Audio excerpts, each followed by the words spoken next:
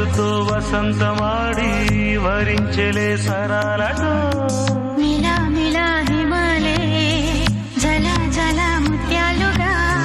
తళ తళ గళన తటిల్లత హారాలుగా చేతులు తాకిన కొండలకి చలనము వచ్చనులే ముందుకు సాగిన ముచ్చటలో మూవను పలికెనులే ఒక స్వర్గం తల వంచి ఇలా చేరే క్షణాలలో అందాలలో